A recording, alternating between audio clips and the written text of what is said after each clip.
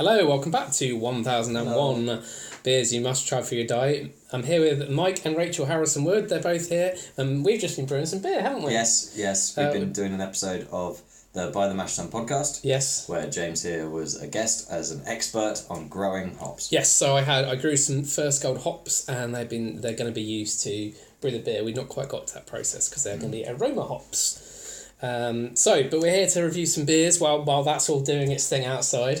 So the first beer we have is from New Zealand. We're going to visit a number of Commonwealth countries. This beer is from New Zealand. It's first brewed 2006. It's 5% and it is Max Hop Rocker Pilsner. And I've got actually 2 bottles of them so we can share them.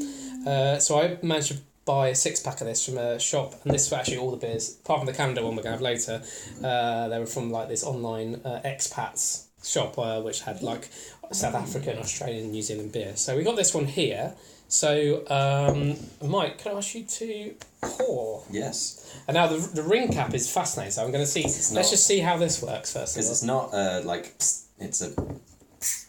Oh, that looked pretty easy. Oh. There you go. Interesting. Is it plastic, metal? Metal, but plastic on the bottom. Similar to a Bundaberg. Yeah, the soft drinks from Australia called Bundaberg. They do there you go. That'll be that then. Same sort of okay, would you like to pour some? I'll read the tasting notes then. Pours a rich golden hue beneath a brilliant white head. The aroma and palate offer a combination of grainy malt sweetness and grassy and citrusy hop notes. The invigorating carbonation, crispness and cleansing finish make an ideal partner for pâtés or battered fish and chips. We don't have any pâté. We just had a load of hop cheese, which is very nice, so hopefully it'll be a nice combination. Cheese coated in hops. It's not. Not cheese made from It's not made from hop hops. milk. How would that work? I don't know. Hop milk. Hop like milk. it's the new vegan cheese craze. Yeah, hop milk. Oh god, that'd be so bitter. So let's talk about the bottle first. We've done the cap. It's got this interesting sort of ribbing on the which is quite interesting. And it says this beer is 99% sugar free. You can get a 10-cent refund if you return it to a refund point in New Zealand. I won't be doing that, sadly. It says IBU 31.17. Not So it's not unusual for a Pilsner. No, that sounds about right. Unusual to have a decimal point after IBUs, right? Yeah.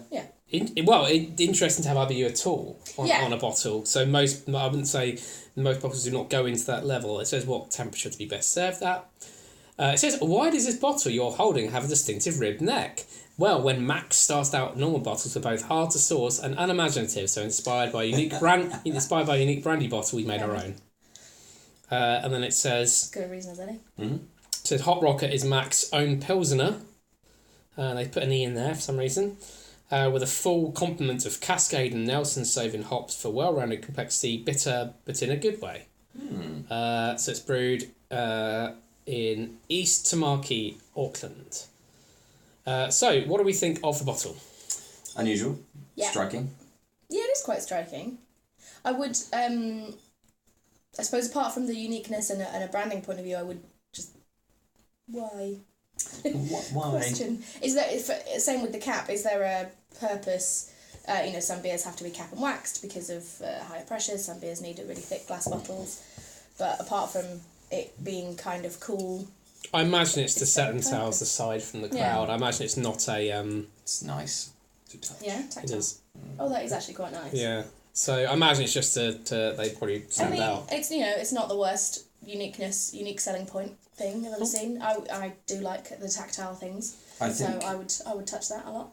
I think it would be... Which is weird to say about a bottle. I would touch it's quite nice though. It would be weird if it was bottle conditioned, because one of the nice things about the tactile nature of it is that you can be drinking it. Yeah. And not worry about kicking up all the sediment. And it's not bottle conditioned, as we can see. So, shall we see if the beer lives up to its own height? Pop that in view. We can put that just there. It's not really going there. It's a bit over there. Right. Needs a plinth, a tiny beer plinth. So, how does it look? I mean, it's got a nice amount of life to it. Mm-hmm.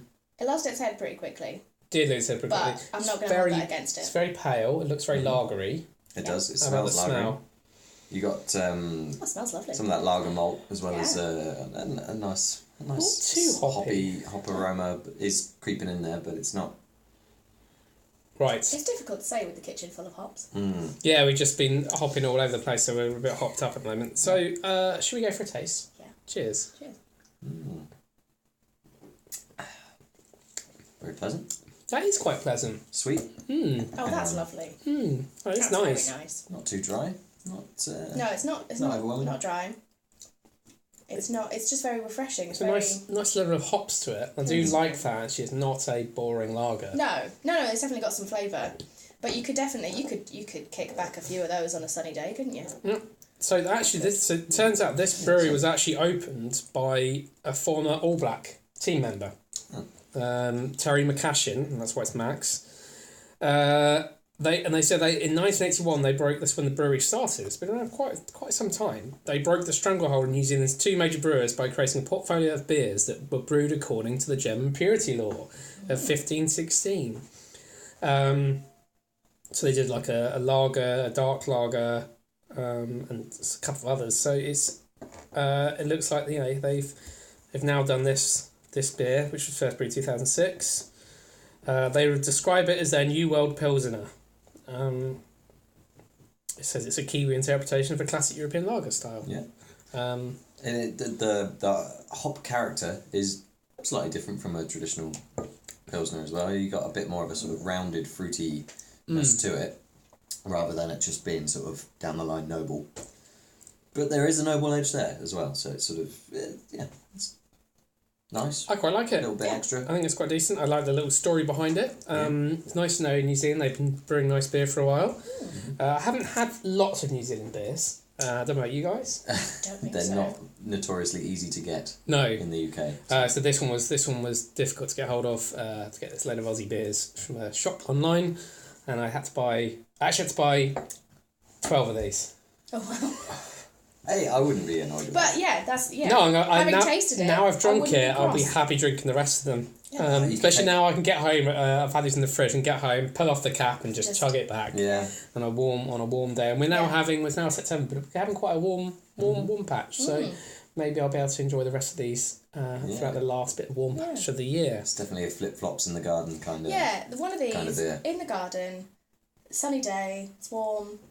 Like it's not, you're not having a barbecue necessarily, but maybe you've decided to eat outside because you're feeling fancy. Yeah.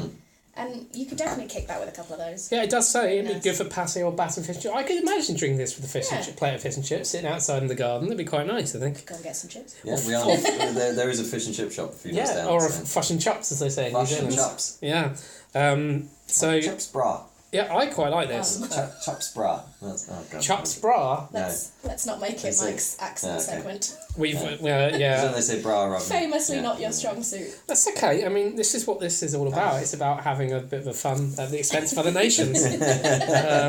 Sorry, New Zealand. I Don't tried. know. I'm trying to work out why it's hop rocker. It doesn't say anything about what the rocking. I mean, it's got a picture of a bird on a guitar, and there's no sort of combination. Nothing about why. It's also this big shield is a thing. That is a thing. Because on the cap there was a shield. I don't know if it's like the brewery logo or something, but it's. Could be a rugby thing. I had no idea. Sports. Sports. They also put the shield on like a quenched savour That's kind of cool. thing, and it's in the middle. So it's, but you can both quench and savour the spear. I can. That's nice though. So if you saw them and you could, if you're looking for something to sink back in a garden, Yeah, you can look at the scale. That's quite smart. yeah, I think that's good. Right, I think we'll leave that one there. Yeah. And we might well crack up the other one, and we'll see you for another beer review very, very soon. Like, comment, subscribe. Cheers.